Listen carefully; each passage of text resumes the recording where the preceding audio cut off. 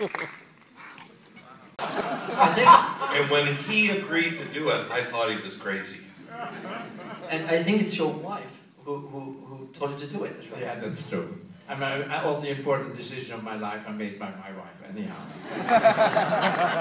Especially the one to come to the United States, because I had really not much desire to do that, because I was very happy, at least to a certain degree, in Holland. At least I had my own crew and my own cast and all that. And making then the decision when you're 47 to suddenly go to the United States with a different culture and language, I thought was extremely threatening.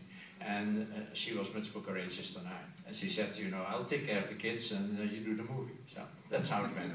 It's true, and something that Michael just said, that there were 4 drafts, but we should really emphasize, I want to emphasize that in fact there were only 2 drafts, because when I came in and read the script finally, I said, you know, I want some, really some changes, because I think Peter Weller in the beginning should have an affair with Nancy Allen. Because I came from Europe, you know. And I asked the writers to achieve that, you know. So they came in, then they wrote the 3rd draft, and then I think that a real intuition somehow was there, that when I read it, I said, this is really not the United States, you know. This is really me trying to be European in the United States. And so I said, let's forget the 3rd draft and go back to the 2nd. So that was the 4th.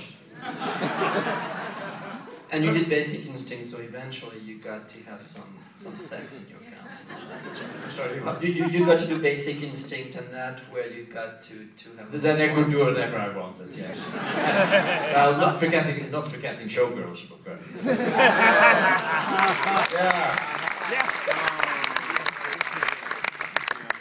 Peter, how did you get involved with the film, and what was it about this particular character that really spoke to you and really attracted you? I didn't have any reservation about wanting to do it. I lobbied to do it. My agent, and still my great friend, was at CA, now retired, Rick Nassiter, said, go meet in New York. He actually called it Silly. There's a silly movie. But he's a fun guy. I didn't mean it by it. You know, he just says, well, this sounds like a silly movie called RoboCop. Don't you think the title is silly? And I went, yeah, kind of. But he said, well, there's a director named Paul Verhoeven. I said, stop.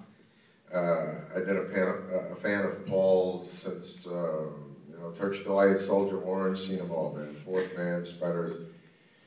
And I knew, to my mind, I mean, you know, what an actor's sensibility of a director is a lot of times different from what the director thinks of his own particular vision. But what my experience of Paul's movies, those particular Fourth Man, you know, like, is a small personal story of people being trapped in a small containment with some major opera of, you know, either fantasy like in Fourth Man, or motorcycle racing in Spreaders, or the World War II and Soldier Orange. And I really liked Paul's, as a matter of fact, I was just crazy about Paul's storytelling technique of telling these personal stories.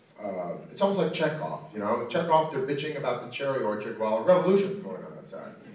And that was Paul to me. So I said, yeah, I want to go in, man. This guy makes great movies. And so then I went in and met with Paul, and then there was a dance that John and I did with Paul that I wasn't going to audition, because I'm not arrogantly not audition. I don't read well. Auditioning is this, I think I auditioned twice in my life. I bullshitted my way into a career. And I never got anything I auditioned for except one play. And because I read like, almost like RoboCop talks.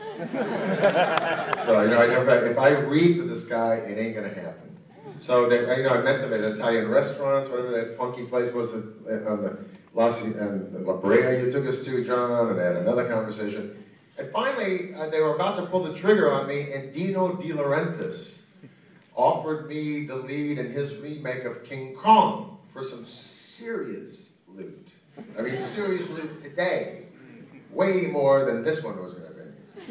And I said, no, man, I'm doing the movie with Verhoeven. And my agent said, well, don't you want to meet Dino? I later on did a movie with Dino. Dino's an amazing guy and a one-off. And so I said, yeah, I'll meet Dino. And I walked into Dino De Laurentiis' office down Wilshire, and this is Dino's quote. how much money you want not to do this stupid fucking robot movie?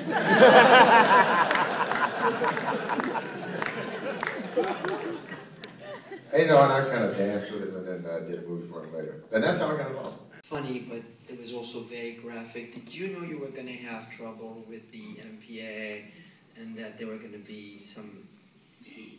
Well, I didn't know what the MPA was. Ignorance is bliss. I thought you can just, that this was a free country, so...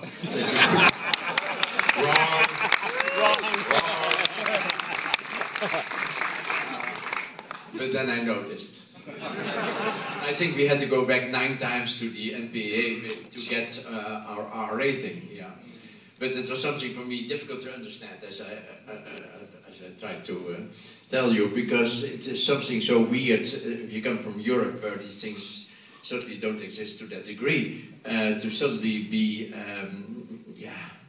put in a corner, isn't it? And that you cannot get out because you sign a contract with the studio, Orion in this case, which says you're making an R. But I signed without even thinking what that was, clearly. So then you find out that it is sort of legally impossible to refuse, yeah. So that was an unpleasant discovery. Where did you guys shoot the movie? Where did you guys shoot? You want to pick it up? We shot in Dallas, and we shot in Pittsburgh. We shot a little bit in LA.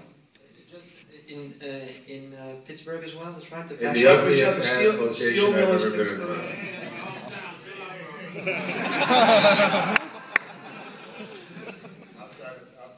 Yeah, Monessen, Pennsylvania. One Holiday Inn, an abandoned steel mill for 2 weeks.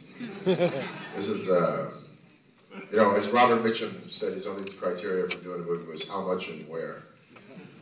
And I don't think you would have done that. Dallas was great, but that Pittsburgh thing. Michael? In terms of the cutting back of the, I wasn't in the editing room like as much as these guys were, but I felt every time the violence in the torture murder scene was cut back, it got more violent because of what you didn't see, which was an interesting sort of reversal. A lot like the garroting scene in The Godfather, where Luca Brassi's head is yanked down below the bar, and then you see the killer's face, and you don't see something Rob Bottin could have done with the eyes bulged out or whatever, but I thought that was an interesting byproduct of that. For instance, you know, when I first saw Paul's cut of, what's his name against Machine Gun Felton? The kid who could, yeah. When you see Paul's cut, you know, the guy, I think that was one of the things that was cut, Paul, was that machine gunning of the guy. There's an overhead shot that was limited. But it looks like in Paul's cut, it looks like it's hysterical. I mean, the violence morphs into this guy being a ping pong ball, and subsequently there's a satire in it. Then when you cut that out, it's like this horrific machine gun. So they're like hoisted on their own petard by cutting that thing. And you know, it's actually more like a abstraction of the deal when you see the original of it. You know, Nancy, I'm curious, when you guys finished shooting the movie, and that can apply to all the actors actually, to all of you guys, did you have a sense of that you had done, you know, what we see? Did you have a sense of what the film was going to end up being, and were you anxious to see it finished, or did you not really know? Well, before I shot anything, I saw the dailies of the emergency room scene, and that, right there, I knew that was astounding. But yes, I think I knew it would be a great movie. I didn't know it would have a kind of broad appeal because I thought it was very, you know, dark. But you do get a sense on the set when everything's working, like a well-oiled machine, the cast, the chemistry, everything. But it surprised me when it was like a broad hit like that. And Paul, you've directed also, and did you learn a lot from Paul? Me? I'm Peter. Paul McCrane. Over here. 2 chairs to your left. I get called Paul so much in my life, I and I get called Ron. But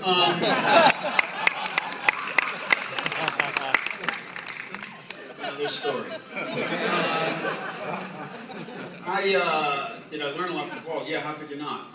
Paul's a spectacular director. He's both extraordinarily visual and highly, highly intelligent, and has a great sense of humor and a very complex mind. So just to be exposed and to be around him when we were shooting, the little at that time that I was really watching for directorial things, I certainly did and absorbed a lot. And I don't know, is Paul's face red yet? No. But anything that I've seen that Paul's done is, it is a lesson. Yeah, Paul's an extraordinary director, so it's a great thing to learn from him. I want to tell one story, which is the scene where we bad guys shoot up the street in Dallas. This is entirely my memory, and may have no bearing, no resemblance to reality whatsoever. As I recall through the film, one of the things that Paul was trying to do was to exaggerate the violence, and I don't mean, or he wanted it very big, for a philosophical reason, which I thought was great and interesting. And as I recall, there was an ongoing somewhat struggle, I would say, with special effects to get things bigger, bigger explosions and bigger things like this. Not quite to the level of Quentin Tarantino with all the blood in Django, but anyway, buckets of blood. Anyway, so that night of that shooting of the street, we had this big gun, and we're playing with the gun, and then I am going to shoot out a storefront window in this street, which you just watched. And they're setting it all up, and they take me and the other actors back to look at the giant cannons of things that are going to come flying through the window and all this kind of stuff. And the storefront, as you may recall, is here. Kurtwood Smith and who else? Ray was right next to him, right next to the standing in the bricks right there. And they told me, be very careful, don't stand in front of the glass, but as close to it as you can right next to it, because otherwise you'll get pelted, all that stuff. And we had, I don't know, 5 cameras rolling that night, maybe more, Paul, I don't recall. And there are people, this is on a street in Dallas in the middle of the night, and across the street directly, there's an office building or something, and there are people like ourselves just kind of watching. They're watching the filming being made. And our first debut was on a bullhorn, just as they were rolling all the cameras, saying, "Get back! You're not safe there! Get back!" These people that are behind me. And I hear action, and I say, okay, and I went boom, and what I saw, it doesn't quite look at it in the film, but what I saw was a wall of flame coming right at me, to which I then turned and felt what was obviously not flame, but was the heat of it just go right past me. And this glass, safety glass, is pelting me.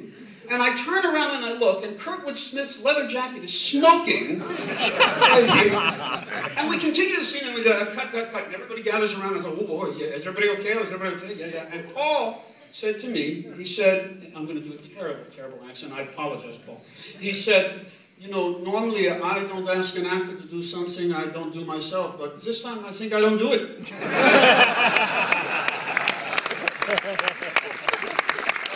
Listen, on that day, I got to reiterate. This is a movie that's made before CGI. The great Phil Tippett, stop motion. The great David Boyd, the score. Frank was your editor. Tell us about the incredible team that you had on this movie, which was really a feat, wasn't it? You mean the special effect team? Special effect, but also your team on the score and your editors. Well, the special effect team was chosen by Jon Davison. I didn't know any of these people. I mean, I came in the United States knowing nothing about special effects. So I had not used them at all in my Dutch movies, and Jon knew all these people and had been working with them, and he brought these people to me, Phil Tippett and RoboCop both. So the person that is really responsible for this wonderful work that they did is Jon, really. Basil. Bravo. Basil. But it was a compliment to you. Well, Basil, unfortunately, you might all know, Basil died a couple of years ago, and I had worked with Basil before when I did my first, say, English spoken movie, what's called a medieval adventure story called Flesh and Blood. And I had chosen Basil based on Conan, on the score he did for Conan, the first Conan, is Arnold.